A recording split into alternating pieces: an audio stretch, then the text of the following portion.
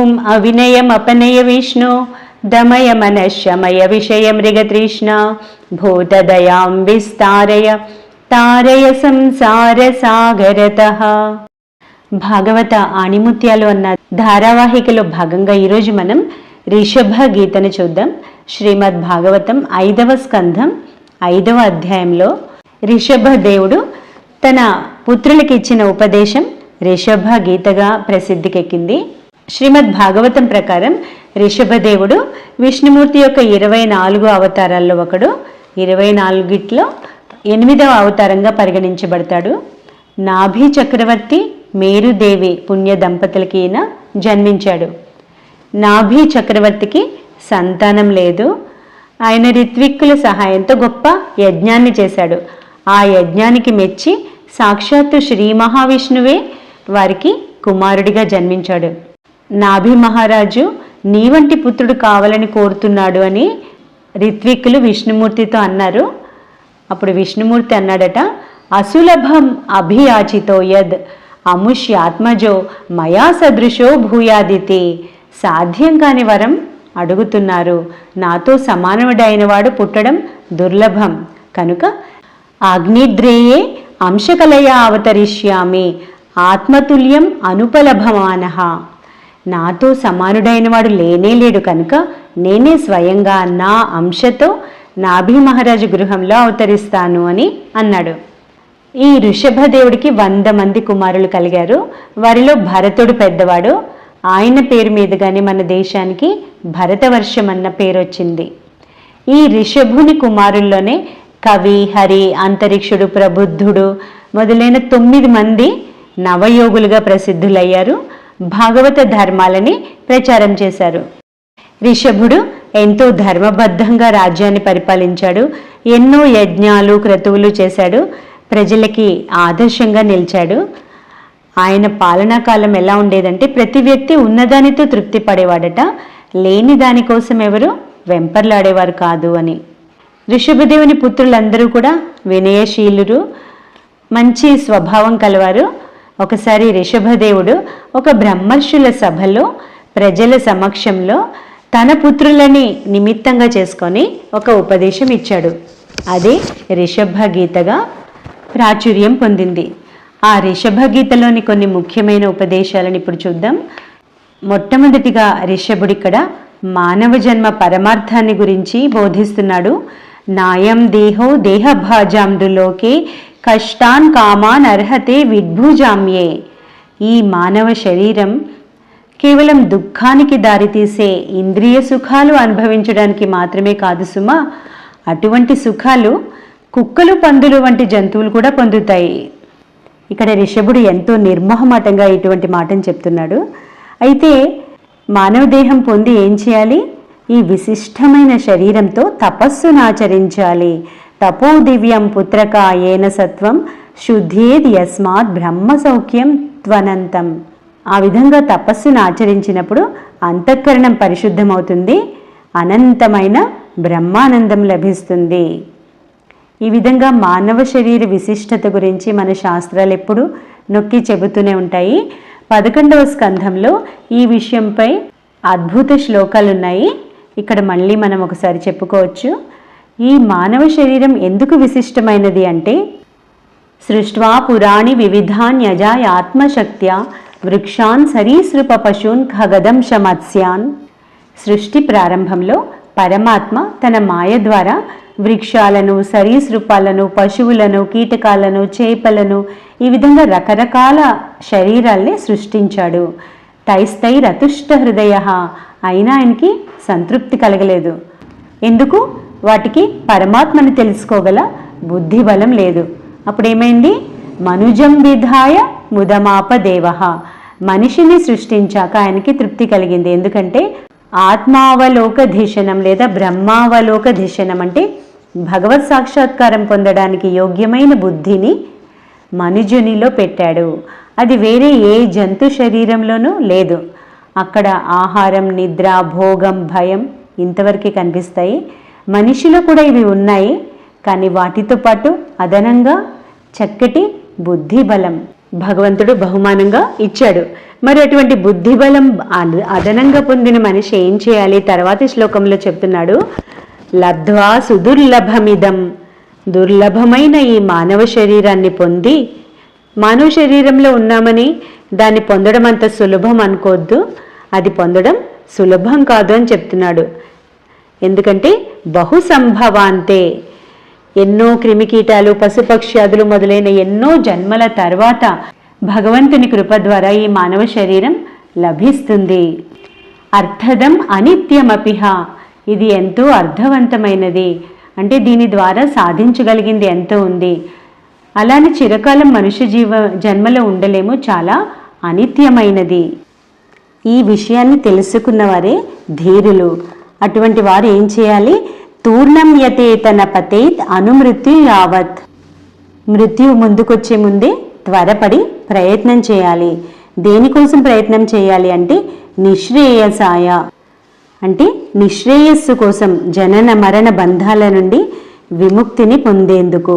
అయితే భోగాలు అనుభవించకూడదా అంటే అంటున్నారు ఇక్కడ, విషయక్కలు సర్వతస్యాత్, నువ్వు ఇప్పటి వరకు ఎన్నో జీవజంతువుల జన్మల్ని దాటుకుని వచ్చావు, ప్రతి జన్మలోనూ ఈ భోగాలని అనుభవించే వచ్చావు, అక్కడ భోగాల వరకే ఉన్నది, బుద్ధి లేదు. ఇప్పుడు బుద్ధిని అదనంగా పొందావు, దాన్ని ఉపయోగించుకో, లేకుంటే నష్టపోతావు అని ఈ శ్లోకం చెప్తోంది. ఇక్కడ రిషభదేవుడు అదే విషయాన్ని చెప్తున్నాడు. తపో దివ్యం పుత్రకా ఏన సత్వం శుద్ధేద్యస్మాత్ బ్రహ్మ సౌఖ్యం త్వనంతం, ఈ విశిష్టమైన శరీరంతో తపస్సును ఆచరించాలి, దాని ద్వారా మనస్సు పరిశుద్ధమై బ్రహ్మానందాన్ని పొందుతావు అని. అయితే ఇటువంటి బ్రహ్మానందాన్ని వదులుకొని మనిషి ఎందుకు విషయలోలుడవుతాడు అంటే, వికర్మ అంటే చేయకూడని పనులు ఎందుకు చేస్తాడు అంటే, రిషభుడు అంటున్నాడు, మనిషి వెంటనే లభించే క్షణిక సుఖాల కోసం ప్రాకులాడి సాధనలబ్ధమైన బ్రహ్మానందాన్ని వదులుకుంటున్నాడు. అతడు లౌకిక కర్మలు లేదా వైదిక కర్మలతో ప్రవృత్తుడై ఉన్నంత వరకు అతని మనసు కర్మవాసనలను అంటిపెట్టుకునే ఉంటుంది. అందుకే మళ్ళీ మళ్ళీ ఈ దుఃఖదాయకమైన దేహాన్ని పొందుతాడు. భగవంతుని యందు ప్రీతి ఏర్పడనంత వరకు, నిత్యం చేసే ఇంద్రియ చేష్టలని మిథ్యలే అని తెలియనంత వరకు ఈ జన్మచక్రం ఇలా కొనసాగుతూనే ఉంటుంది. ఈ జన్మ జన్మల కర్మ వాసనల కారణంగా వారిలో దేహాభిమాన రూపమైన సూక్ష్మ గ్రంథి ముడిపడిపోయి ఉంది. అందుకే వారికి గృహం, పొలం, ధనం, స్వజనులు మొదలైన వాటి పట్ల నేను, నాది అనే మోహం ఏర్పడుతుంది. మళ్ళీ కొత్తగా కర్మవాసనలు ఏర్పడుతున్నాయి. ఈ హృదయ గ్రంథి సడలినప్పుడే అతడు సంసారానికి హేతువైన ఈ అహంకారాన్ని వీడగలుగుతాడు. అన్ని బంధాల నుండి ముక్తుడై పరమపదాన్ని పొందుతాడు.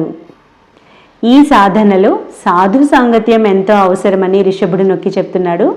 మహత్సేవాం ద్వారమాహుర్విముక్తే తమోద్వారం యోషితాం సంగి సంగం, మహాపురుషులను సేవించడం ముక్తికి ద్వారం వంటిది.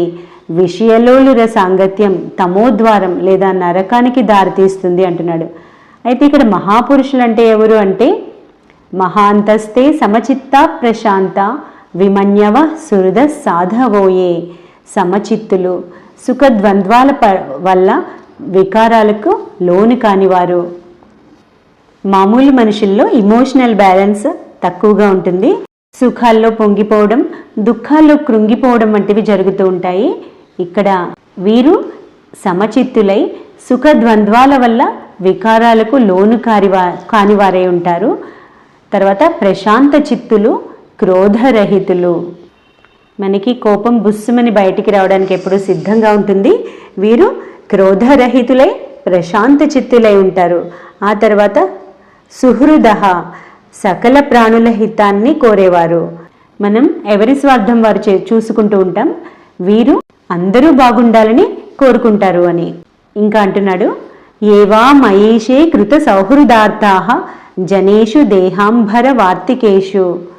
అన్నిటికంటే ముఖ్యంగా మహాపురుషులంటే నువ్వు చూసే లక్షణం ఏంటి అంటే, వీరికి భగవంతుని పట్ల భక్తి శ్రద్ధలు ఉంటాయి. భగవద్భక్తి పొందడమే జీవిత లక్ష్యంగా కలిగి ఉంటారు. తర్వాత దారాపుత్ర ధనాదుల పట్ల వీరికి మమకారం ఉండదు. అంటే స్వజనుల పట్ల, విషయ వస్తువుల పట్ల వీరికి మమకారం ఉండదు. అంటే మహాపురుషులు అంటే అందరూ అడవిల్లోకి వెళ్ళి సన్యాసించిన వారేనా అంటే కాదు. ఇక్కడ ఆయన చెప్తున్నాడు, గృహేషు జాయాత్మజరాతి మత్సు న ప్రీతియుక్త యావదర్థాశ్చ లోకే.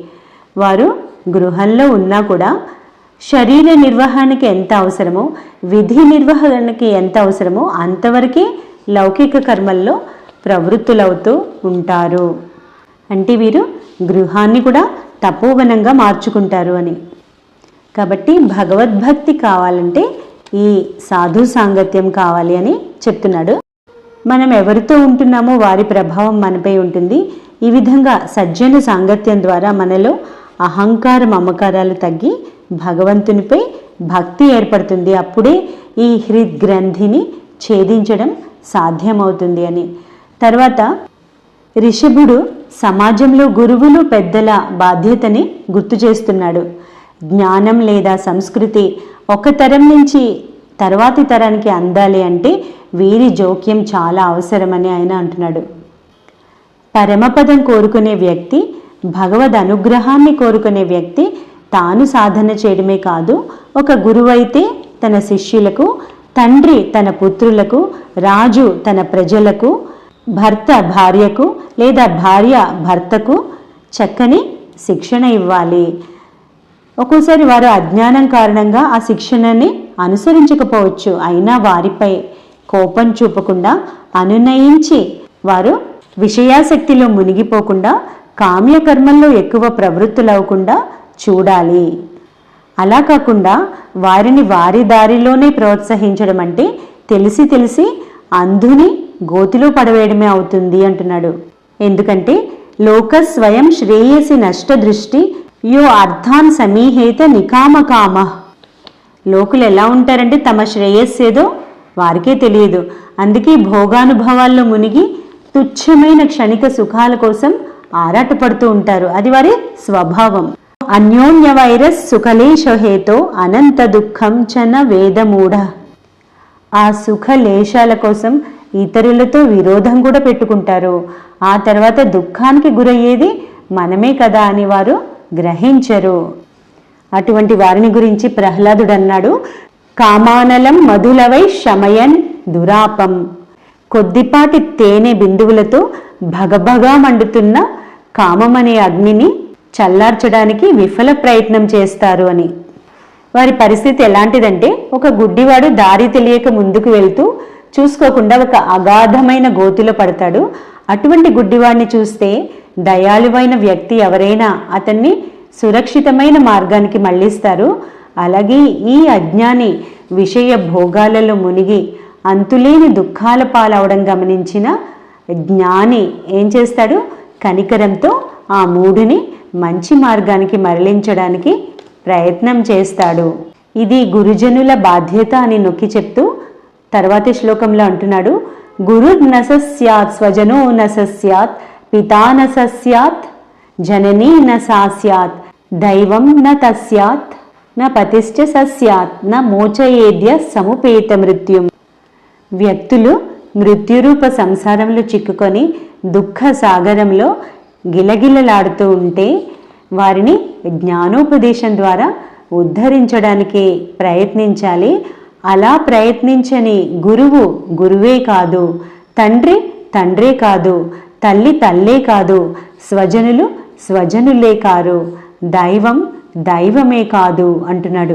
మనం ప్రహ్లాదుని చరితం చదువుకున్నప్పుడు చూసాం, తండ్రి హరిచేరుమనియడి తండ్రి తండ్రి అన్నాడు ప్రహ్లాదుడు. అదేవిధంగా ఇక్కడ ఆయన అంటున్నాడు, తండ్రి హరిచేరుమని చెప్పని తండ్రి తండ్రే కాదు అంటున్నాడు. కుంభినీదేవు చెప్పడి గురువు గురువు అన్నాడు ప్రహ్లాదుడు. భగవంతుని గురించి చెప్పే గురువే అసలైన గురువు అని. ఇక్కడ ఈ విధంగా భగవన్ మార్గాన్ని బోధించని గురువు గురువే కాదు అంటున్నాడు రిషభుడు. ఆయన కూడా తన జీవితంలో దీన్ని పాటించి చూపించాడు.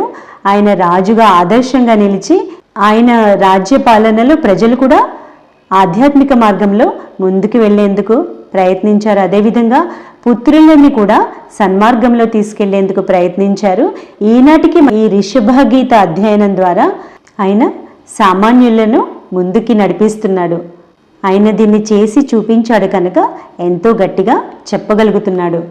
గురుర్న సస్యాత్ స్వజనో న సస్యాత్ పితాన సస్యాత్ జననీ న సాస్యాత్ దైవం న తత్స్యాత్ న పతిశ్చ సస్యాత్ న మోచయేద్య సముపేత మృత్యుం. మనుషులందరూ మృత్యురూప సంసార సాగరంలో చిక్కుకొని దుఃఖ సాగరంలో గిలగిలలాడుతూ ఉన్నారు. వారిని ఉద్ధరించడానికి ప్రయత్నించని గురువు గురువే కాదు, తండ్రి తండ్రే కాదు, తల్లి తల్లే కాదు, స్వజనులు స్వజనులే కాదు, చివరకు దైవం దైవమే కాదు అని. నేను ముక్తుడినవ్వాలి, నాకు మాత్రం ముక్తి కావాలని భావించే వ్యక్తి కూడా స్వార్థపరుడే అవుతాడు అని స్వామి వివేకానంద కూడా చెప్తారు. అందుకే గురువులు విషయ సుఖాల్లో చిక్కుకొని ఉన్న మన దైన్య స్థితిని చూసి మార్గదర్శనం చేస్తారు.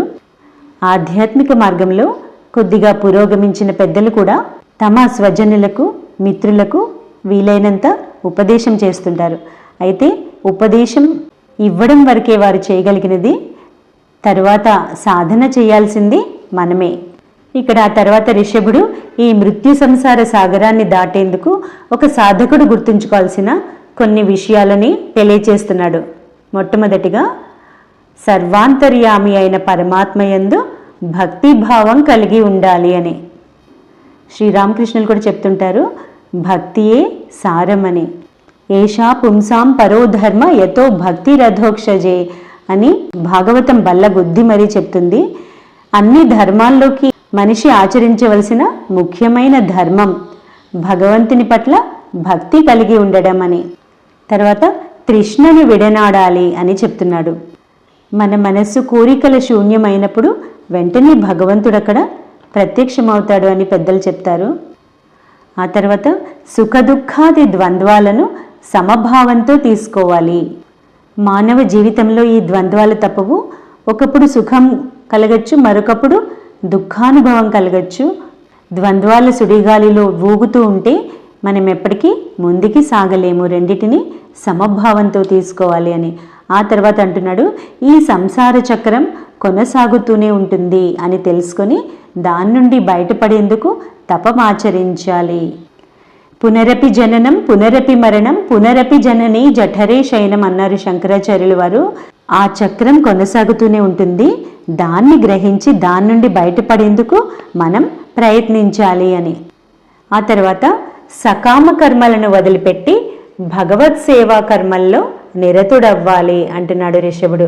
అంటే కోరికలతో చేసే పనులు బంధనానికి గురి చేస్తాయి, స్వార్థాన్ని పెంచుతాయి కనుక అవి ఎప్పుడు సాధనకి ఆటంకాలు. భగవత్ సేవా కర్మలు, భగవంతుని కోసం చేసే పూజా కర్మలు కానీ లేదా సేవా కార్యక్రమాలు కానీ స్వార్థాన్ని తగ్గిస్తాయి కనుక ఆధ్యాత్మిక పురోగతిలో ఉపయోగపడతాయి అని. ఆ తర్వాత భక్తుల సాంగత్యంలో భగవత్కథ శ్రవణం కీర్తనం చేయాలి. సత్సాంగత్య మహిమను మన శాస్త్రాలు వేణోళ్ళ పొగుడుతుంటాయి. ఇక్కడ రిషభుడు ఇది కూడా మనకి హెచ్చరిక చేస్తాడు. అదే నువ్వు విషయలోలుర సాంగత్యం చేస్తే నీకు ఉన్న భక్తి కూడా పోతుంది. ఆ తర్వాత అంటున్నాడు, దేని పట్ల వైరభావం ఉండకూడదు, సమచిత్తం కలవాడై ప్రశాంత చిత్తుడై ఉండాలి అని. ఈ ఆధ్యాత్మిక సాధనతో మాత్రమే ఈ విధంగా వైరభావం పోవడం అన్నది సాధ్యమవుతుంది. ఆ తర్వాత శరీరం, గృహం, విషయ వస్తువులు వీటి పట్ల నేను నాది అనే భావం పోవాలి. అంటే ఇవన్నీ కూడా అనిత్యమైనవి కనుక నేను శాశ్వతమైన వాటి కోసం అన్వేషిస్తాను అన్న తపన కలగాలి. ఆ తర్వాత అంటున్నాడు, ఏకాంతంలో సాధన చేసి ఇంద్రియాలను మనస్సును వశపరుచుకోవాలి. శ్రీరామకృష్ణులు కూడా ఈ ఏకాంత వాసం యొక్క ప్రయోజనాన్ని ఎప్పుడు నొక్కి చెప్తుంటారు. మొక్క చిన్నగా ఉన్నప్పుడు దానికి కంచె వేయాలి కనుక ఇంద్రియ నిగ్రహం కలిగే వరకు ఏకాంతవాసం అవసరమని. తర్వాత చెప్తున్నాడు, శాస్త్ర వచనాల పట్ల, సత్పురుషుల వచనాల పట్ల శ్రద్ధా విశ్వాసాలు ఉండాలి. వాటి పట్ల విశ్వాసం ఉన్నప్పుడే మనం సాధన చేయడానికి పూనుకుంటాము. ఆ తర్వాత వాక్ సంయమం అలవర్చుకోవాలి అని చెప్తున్నాడు. వివేక చూడమని అంటుంది, యోగస్య ప్రథమం ద్వారం వాంగ్ నిరోధమని. ఈ వాక్ సంయమం అలవడనంత వరకు మనం యోగం యొక్క మొదటి ద్వారాన్నే దాటి వెళ్ళలేము అని. చివరిగా రిషభుడు అంటున్నాడు, సర్వత్రా భగవంతుడే వ్యాపించి ఉన్నాడు, సర్వాంతర్యామి అయి ఉన్నాడు అని తెలుసుకొని తత్వ విచారంతో యోగ సాధనతో ఈ అహంకార రూపమైన లింగ శరీరాన్ని ప్రకృతిలో లీనం చెయ్యాలి. సాధన ద్వారా కర్మ వాసనలకి ఆశ్రయమైన ఆ హృదయ గ్రంథిని ఛేదించాలి. ఆత్మజ్ఞానం కలిగాక ఇక సాధన అవసరం ఉండదు. శ్రీరామకృష్ణులు అంటారు, కాయ కాసిన తర్వాత పువ్వు దానంతటదే పడిపోతుంది. అలాగే మరొక ఉదాహరణ చెప్తాడు, పడవవాడు చుక్కానిని పట్టుకొని కష్టపడి పడవను నడుపుతూ ఉంటాడు. అనుకూలమైన గాలి వీచినప్పుడు తర్వాత ప్రయాణం సులభంగా సాగుతుంది అని. కనుక మనం ప్రథమ దశలో ఈ శాస్త్ర వచనాలను, సత్పురుషుల వచనాలను వింటూ ఏకాంతంలో సాధనలో ముందుకు సాగాలి. ఆ తర్వాత ఒక్కసారి ఆత్మజ్ఞానం కలిగిన తర్వాత ఇక ప్రత్యేకంగా సాధన అవసరం ఉండదు అని. ఈ విధంగా రిషభుడు తన పుత్రులకి ఉపదేశం చేశాడు. తర్వాత తన పెద్ద కుమారుడైన భరతుడికి పట్టాభిషేకం చేశాడు. ఆ తర్వాత రాజ్యాన్ని, సర్వస్వాన్ని వదిలి తన వద్ద ఉన్న వస్త్రాలను, ఆభరణాలను అన్నిటినీ వదిలి దిగంబరుడిగా రాజ్యాన్ని వదిలిపెట్టాడు. ఒక అవధూతగా సంచరించాడట. ఈ విధంగా రిషభుడు గృహస్థులకు, సన్యాసులకు కూడా ఆదర్శంగా నిలిచాడు. చివరికి శరీరాన్ని వదిలి పరమాత్మలో లీనమయ్యాడు. ఆయన తన పుత్రులకి చేసిన ధర్మోపదేశమే రిషభ గీతగా ప్రసిద్ధికెక్కింది.